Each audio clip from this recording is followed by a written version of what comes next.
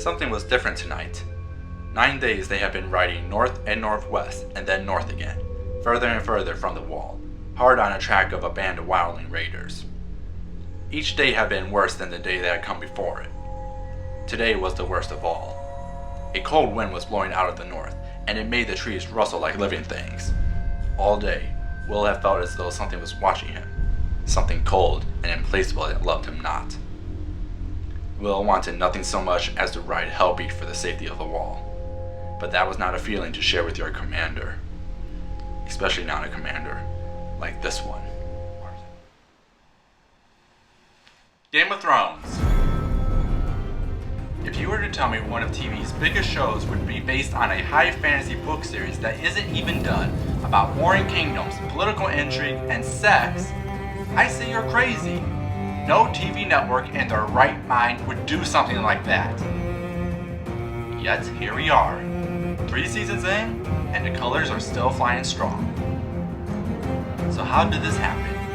How did a high fantasy book series become one of the biggest things right now? Well, let's find out. Hello Internet, welcome to Bookworm Reviews. I'm your host, the Bookworm, and this week we look into A Game of Thrones, the first book of A Song of Ice and Fire by George R.R. Martin. He's a real nowhere man, sitting in his nowhere land, making all his nowhere plans for nobody. Doesn't have a point of view. No. A Game of Thrones is huge. The setting is huge. The cast is huge. And the plot is huge, which makes coming up with a plot synopsis difficult. In lesser hands, it can make the whole book sound like a convoluted mess. So, let's give it a swing. In the land of Westeros, where the summers are long and winters even longer, there are 7 kingdoms, all ruled by one king. Among these 7, we focus on House Stark in the north of Winterfell. Ruled by Eddard Stark with his wife Kathleen Stark and his 5 legitimate children, Robb, Sansa, Arya, Bran, Rickon, and Jon Snow, Eddard's bastard. Life in the north is peaceful, till the king and old friend Robert Baratheon comes with his family to name Eddard his new Hand of the King after the last one just passed away. Eddard is taken aback, but accepts it based on his honor. Then Kathleen gets a letter from her sister telling that Robert's wife's family, the Lannisters, killed her husband, the last Hand of the King. The news hits home when their son Bran is found on the ground after falling from a great height and almost getting killed by an assassin, beginning an investigation that will unveil a dark secret that sits on the Iron Throne. Meanwhile, Jon Snow, feeling he has no place in Winterfell, leaves with Eddard's brother to join the Night Watch on the Wall, a huge tower of ice that protects the land of Westeros from the terrors beyond. Unfortunately, the Night Watch has seen better days, mostly made up of criminals, rapers, bastards, and lowlife. You will never find the more wretched hive of scum and villainy. Jon pushes to become a brother of the Night Watch and will find himself dealing with beings that no one has seen for 8,000 years. Meanwhile, across the narrow sea lives the last children of House Targaryen, the old rulers of Westeros, brother and sister Viserys and Daenerys, forced to flee the 7 kingdoms after their house was destroyed in a rebellion led by Robert Baratheon. Hoping to take back what was theirs, Viserys sells his sister to marry Khal Drogo, a warlord of nomadic horse warriors called the Dothraki. In exchange, they will give Viserys an army to take back the 7 kingdoms. But the Dothraki ways are different from Viserys' view, leaving Daenerys to make Drogo happy for a land she has never seen. And also the longest summer everyone is living in is coming to an end, making everyone say winter is coming and a dark threat is coming to consume the land.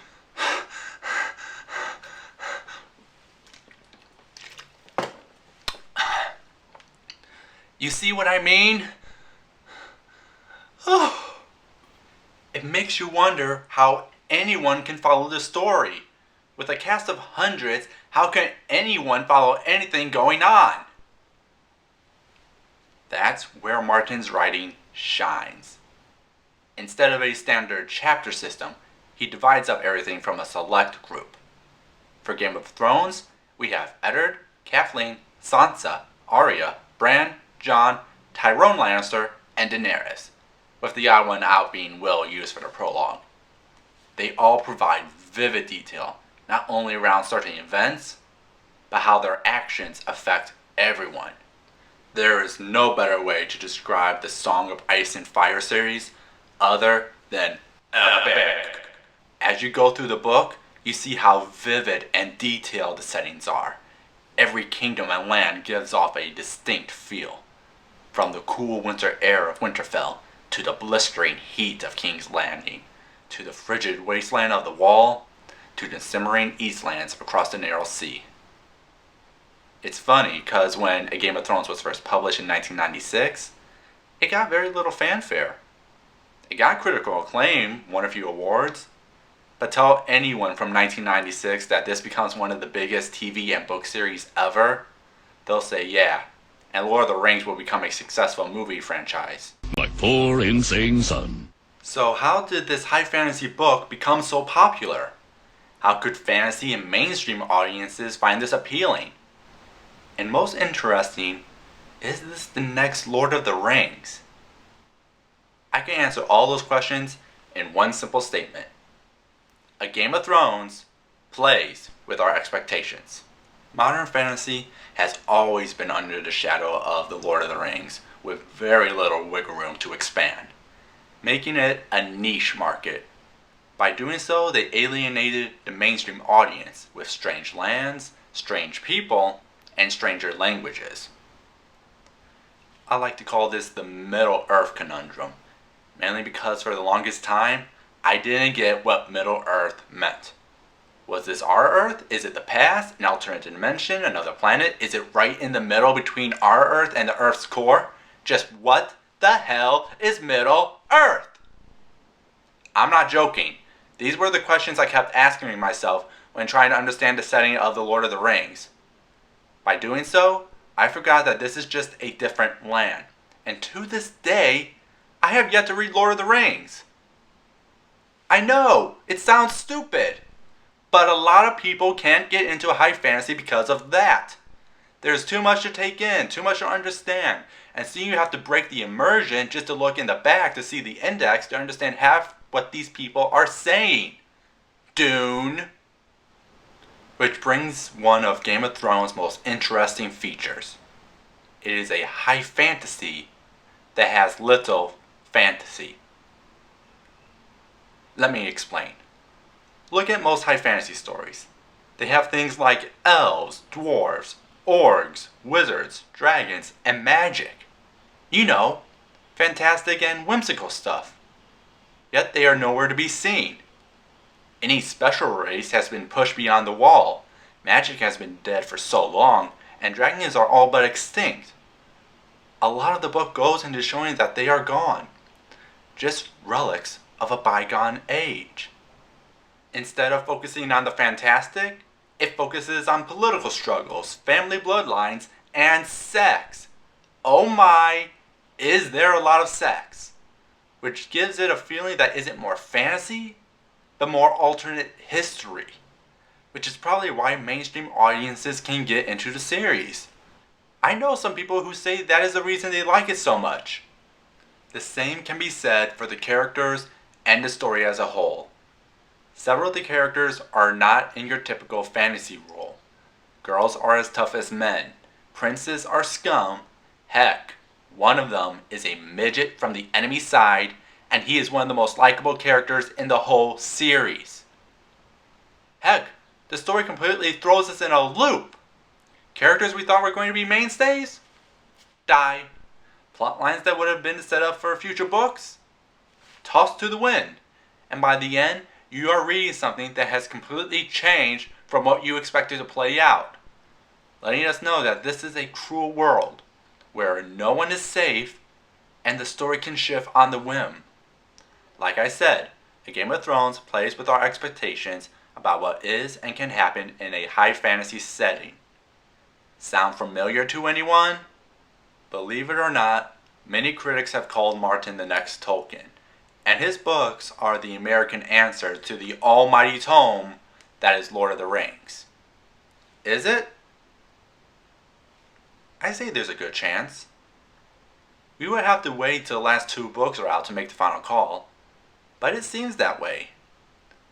We should know in about 10, 20 years. If any negative can be said about Game of Thrones, is that there really isn't an ending. The last chapters for many of the characters is just sequel bait, and can leave some people unfulfilled after reading almost 700 pages. Also, the Daenerys chapters feel like they are completely from a different book. I know she is a setup for big things, but she really feels pointless overall. That doesn't mean her chapters are bad by any means. It's just a nitpick for me with the series. So to wrap things up, for the genre, I give it a 9 out of 10. This is no doubt not the first fantasy story to go the political route, but it does set a high watermark not only for the series, but also for the genre as a whole. My personal is, well, a 10 out of 10. I've said it before, I'm a huge fan of fantasy, and Game of Thrones is a great read that I enjoyed rereading, and showed why I love this series. This book is pretty much perfect to me. Overall, I give A Game of Thrones a 9 out of 10. If you have watched the show and wonder how they make it so good, read the book. The show wouldn't be half it is without this amazing work. Yeah, it is long and detail heavy, but it just helps you dive into the world and meet these fascinating characters. We will look at the sequels later on, but after reading such a huge book about a fictional war, we are going to read about one of history's worst wars. Till then, have a nice day.